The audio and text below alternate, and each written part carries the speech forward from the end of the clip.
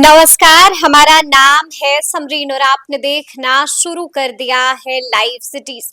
देखिए, बीते दिनों पटना हाईकोर्ट ने शराबबंदी को लेकर के सख्त टिप्पणी की थी। साफ साफ कह दिया था कि बिहार में शराबबंदी अफसरों के लिए पैसे कमाने का जरिया हो गया है। सख्त टिप्पणी की थी। तो आज हम इसी मुद्दे पर सीधी बातचीत करेंगे पटना हाईकोर्ट के जाने माने एडवोकेट देव प्रकाश जी से। सबसे पहले बहुत शुक्रिया बातचीत के जी लिए। धन्यवाद। जी, सबसे पहले तो वकील साहब हम आपसे जानना चाहेंगे कि बीते दिनों पटना हाईकोर्ट ने शराबबंदी को लेकर के क्या कुछ कहा था। देखिए, ये केस है, रीट पिटीशन है मुकेश पासवान का, जो इंस्पेक्टर हुआ करते थे बाईपास में, पटना बाईपास में एसएचओ थे वहाँ के। ये 29 अक्टूबर को ही इसकी हियरिंग पूरी हो गई थी, जजमेंट रिजर्व था इसका, और 13 नवंबर को जजमेंट लोड हुआ है। मामला है दूसरा, ये सर्विस मैटर मामला है। ये मामला उनका सर्विस है, वो डीजीपी साहब ने सस्पेंड कर दिया है, और जो सस्पेंड किया है उसमें उन्होंने कहा कि प्री डिटरमिन्ड पोजीशन है, नेचुरल जस्टिस का वायलेशन है। चूंकि उनका मामला था कि वो उनके थाना के 500 मीटर के अंदर में कहीं पकड़ाई थी, उसमें वो खुद भी थे, जब इंस्पेक्शन वो रेड हुआ तो खुद भी थे उसमें। और उसमें कहा है कि लेटर है बिहार सरकार, इसमें है कि आपके थाना के 500 मीटर के दायरे के अंदर कहीं अगर दारू पकड़ी जाती है तो आपको व्यक्तिगत रूप से जिम्मेवार माना जाएगा।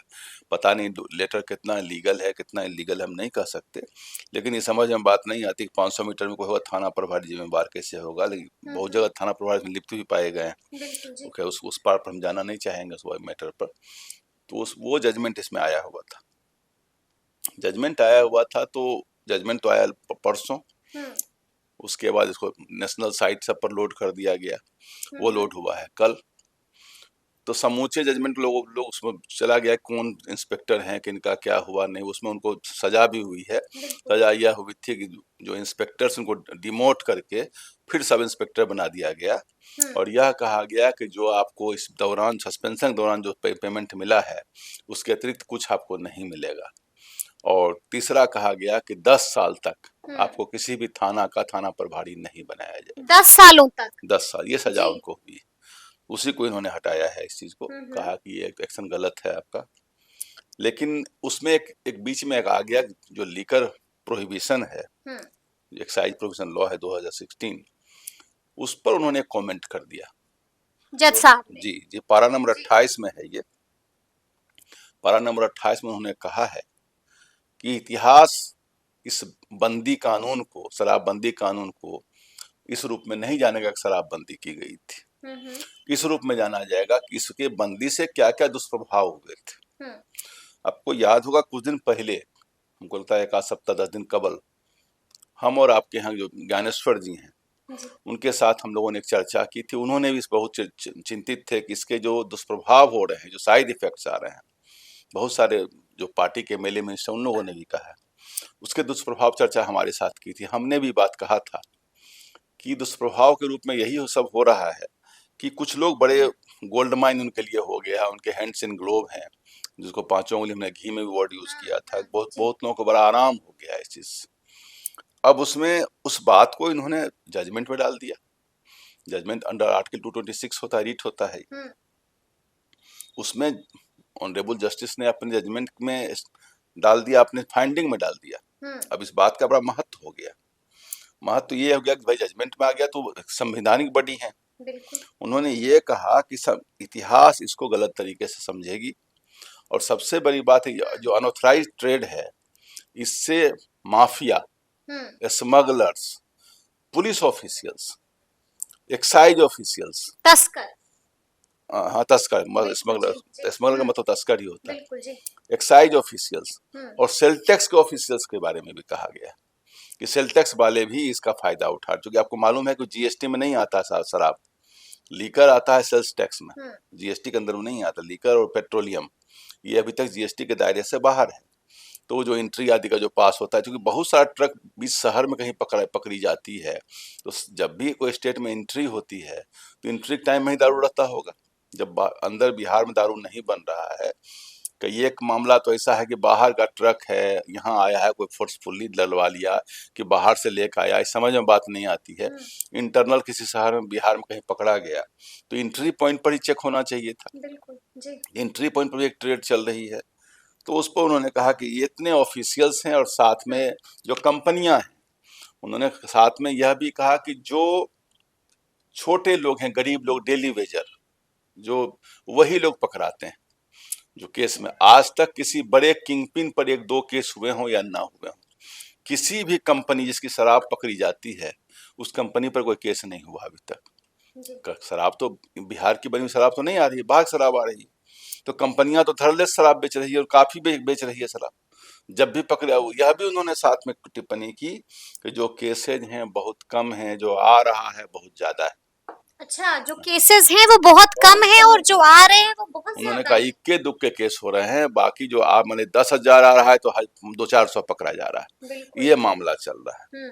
तो बोला कि उसके जो साइड इफेक्ट्स, यह भी उन्होंने कहा कि नारकोटिक्स का ट्रेड बढ़, नारकोटिक्स केस बढ़ गए हैं। तो बोला कि इसके साइड इफेक्ट इतने आ गए हैं कि इलिसिट ट्रेड में, एक तो हम लोग अपने वो जजमेंट में नहीं है, जो हम लोग देख रहे हैं कि बिहार में क्राइम एक से एक डीजीपी आ रहे हैं तब भी कंट्रोल नहीं हो रहा है। तो कहीं ना कहीं लगता है कि आर्म बहुत ज्यादा आ गया है बिहार क्रिमिनल्स के पास में। और आर्म कहाँ से आएगा? ये जो इलिसिट मनी है इसी से आर्म आता है। बिल्कुल। जो गलत तरीके से पैसा आएगा तो उसका तो क्राइम ही नहीं बढ़ेगा। जब पैसा गलत, जब सरकार को टैक्स मिलता था तो पैसा उसका रेशनलाइज था। अब जो पैसा आ रहा है वो किसी किसी के हाथ में चला जा रहा है। और जो पकड़े जा रहे हैं गरीब गुरबा, जो गरीब ये जो वो भुगत रहे हैं। डेली वेजर हैं, वो जेल, वो भी जहां तहां फंसते हैं अपना, क्योंकि वो शिकार हैं।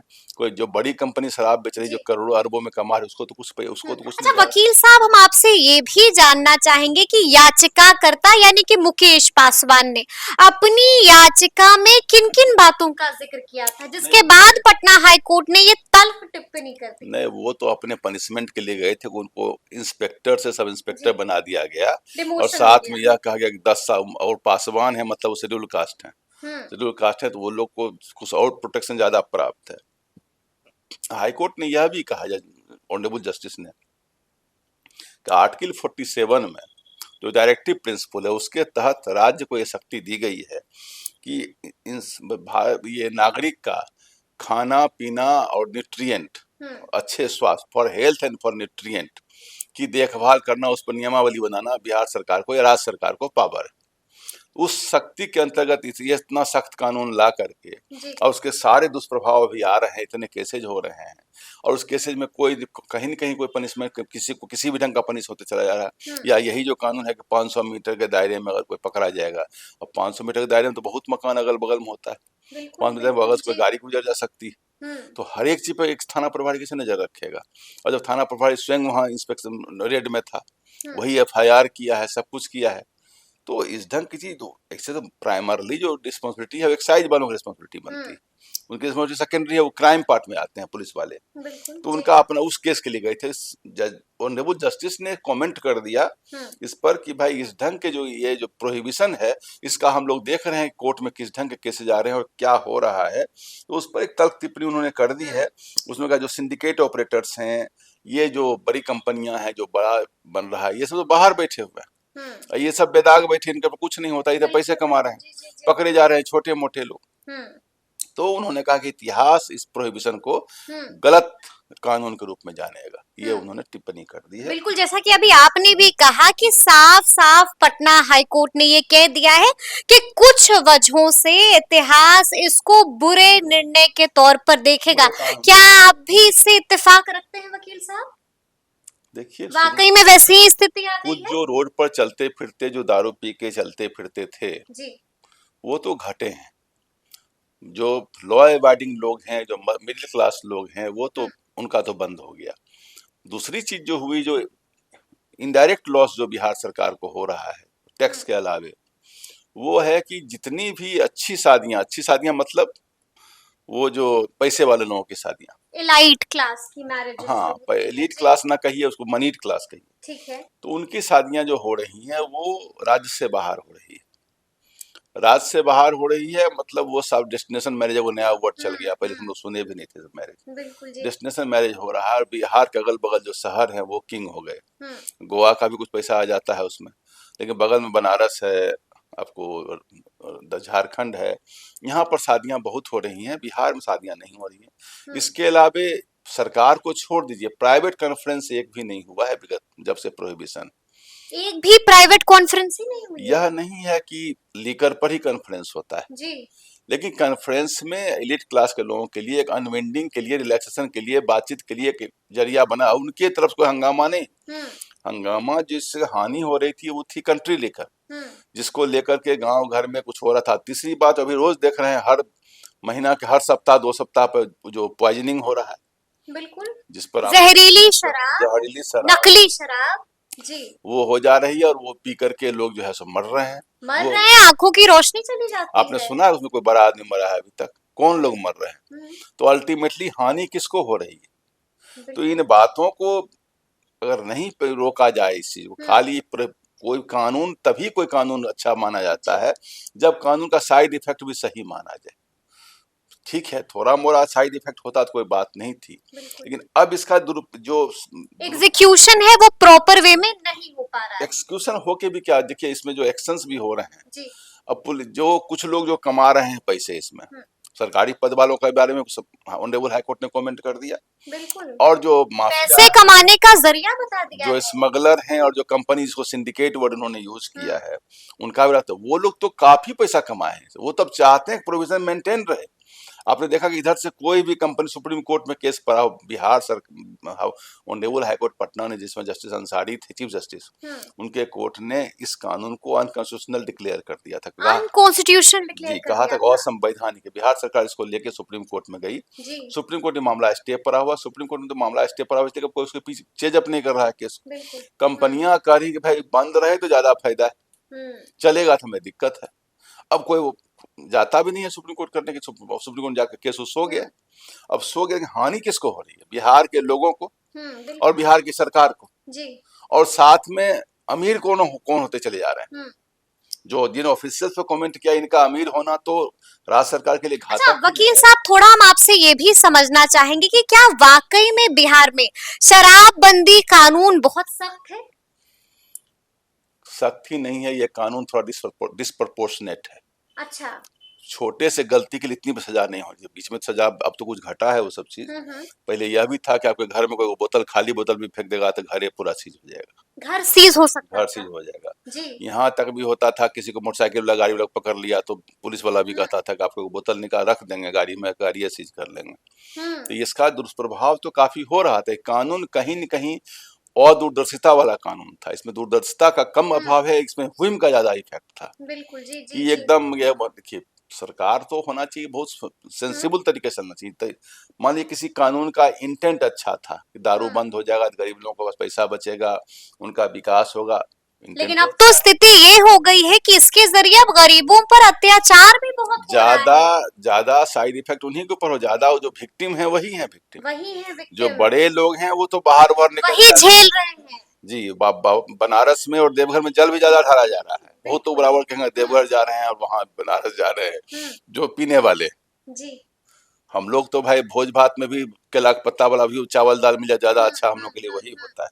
लेकिन हम ही लोगों का समाज पूरा नहीं ना है, हम तो नॉनवेज भी नहीं खाते, इसका मतलब क्या है कि नॉनवेज नहीं बिक रहा है बाजार में। तो सबसे बड़ी बात है कि हम अपने से ही पूरा समाज नहीं मान लेंगे, समाज तो सब मिला करके होगा ना, देश समाज तो सब मिला करके हर तबके का आपको ख्याल रखना होगा। एक अंतिम सवाल है मेरा आपसे वकील साहब, आपको क्या लगता है, क्या आने वाले दिनों में बिहार में खुल जाएगी शराबबंदी? देखिए, ये डिसीजन तो एक्सक्लूसिवली बिहार सरकार का होगा। हाँ। लेकिन बिहार सरकार, खामियां इतनी जो दिख रही हैं, तो अब क्या होगा? नहीं, बिहार सरकार विक्टिम है इस केस में, बिहार सरकार भी भुक्तभोगी जी। इस कानून का सबसे ज्यादा खामियाजा बिहार सरकार को ही हो रहा है। उसके अगर उसकी जनता को हो रहा है तो भी भुक्तभोगी बिहार सरकार ही। अगर बिहार की जनता, गरीब लोग जेल में जा रहे हैं, जेल में जा रहा है तो खर्चा कौन कर रहा है? जो इतने लोग जेल जा रहे हैं तो उनको खाना पीना इलाज कौन दे रहा है? बिहार सरकार दे रही है ना। तो सबसे ज्यादा रिसीविंग एंड पे बिहार सरकार ही है जी। सबसे ज्यादा घाटे में बिहार बिहार सरकार सरकार है ही है। जी। तो क्या लगता है आने वाले दिनों में बिहार सरकार इसको लेकर के कोई बड़ा ऐलान कर सकती है क्या? नहीं, इसको रेशनलाइज करने की बात तो सोची जा सकती है, रेशनलाइज भी दारू बने बंद भी हो जाए जी, और वो उसका जो साइड इफेक्ट है वो भी ना हो। वो भी ना हाँ, यह हो। भी ना हो कि हम गोवा बना दें इसको कि भाई सब लोग हम्म। एक तो नए बच्चों में थोड़ा सी बीमारी बढ़ गई है, हम लोग उस भी नहीं चाहते हैं रोड पर जो पहले दारू पी के लोग लुढ़कते रहता था, झूमते, वो सब तो बंद हो जाए तो अच्छा हुआ है। ठीक है। जहां तहां गुमती खुल गई थी, कहीं चलना स्कूल कॉलेज के अगल बगल खुल गया था, ये सब। लेकिन रेशनलाइज इस ढंग से बंदी जो हुआ ये थोड़ा गड़बड़ हो गया। थोड़ा तरीके से हो कि इसका साइड इफेक्ट सरकार को भी झेलना ना पड़े, गरीब लोग भी चक्कर में ना पड़े, और यह भी हो जाए कि इस ढंग से कम जो होता है कि भाई अभी तो देखिए गुजरात में एक एरिया बना है, एरिया का हम नाम भूल रहे हैं, कोई लेटेस्ट एरिया बना, वहां तो अलाउ उन्होंने कर दिया, क्योंकि वहां बाहर बड़े बड़े होटल खुले हैं और बाहर के लोग काफी आते हैं और मीटिंग कॉन्फ्रेंस काफी होते हैं। तो थोड़ा सा उस ढंग का सिस्टम बना करके रेशनलाइज करके कानून को बनाना चाहिए, रैशनलाइज करना चाहिए। तो अब देखना होगा कि आगे आगे क्या कुछ होता है। तो फिर ये पूरी बातचीत आपको कैसी लगी है, कमेंट करके हमें जरूर बताइएगा। तो ऐसे तमाम अपडेट्स के लिए बिल्कुल ऐसे ही हमारे साथ बने रहिएगा और देखते रहिएगा लाइव सिटीज। बहुत शुक्रिया।